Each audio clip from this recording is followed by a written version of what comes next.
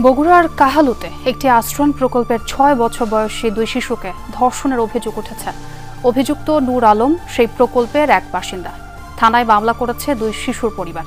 হাসপাতালে ভর্তি করা হয়েছে ভুক্তভোগীদের। পুলিশ বলছে ঘটনাটির তদন্ত চলছে।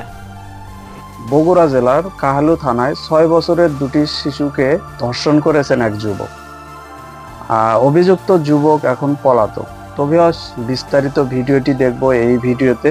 তো ভিডিওটি সম্পূর্ণ দেখার অনুরোধ রইল, কেননা আপনারা যদি ভিডিওটি টেনে দেখেন সেক্ষেত্রে আপনারা ভিডিওর কিছুই বুঝতে পারবেন না। অবশ্যই ফুল ভিডিওটি দেখার অনুরোধ রইল। চলেন বেশি কথা না বলে মূল ভিডিওতে চলে যাই। কাহালুর একটি আশ্রয়ণ প্রকল্পের বাসিন্দা নিপীড়নের শিকার শিশু দুটি। ডাক্তারি পরীক্ষার জন্য ভর্তি হাসপাতালে। অথই সাগরে স্বজনরা।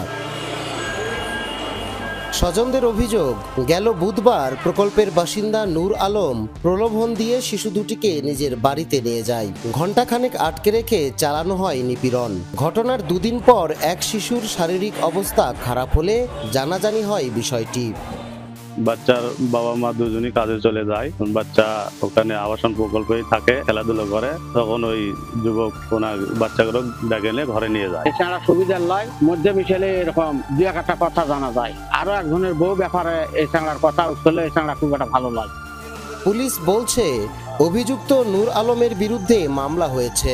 তাকে গ্রেফতারে চলছে অভিযান। সাথে ঘটনার তদন্ত চলছে।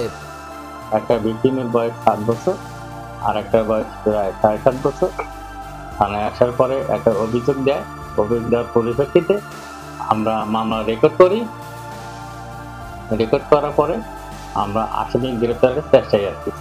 এ নিয়ে গত 17 দিনে বগুড়ায় 3 শিশু ও প্রতিবন্ধী এক কিশোরী ধর্ষণের অভিযোগে মামলা হয়েছে। তো ভিউয়ার্স, আজকের ভিডিওটি এই পর্যন্তই ছিল। দর্শকের বিচার হিসেবে আপনারা কি চান, আপনাদের যা মন্তব্য আমাদের কমেন্ট বক্সে জানাতে পারেন। আপনাদের জন্য কমেন্ট বক্স খোলা আছে।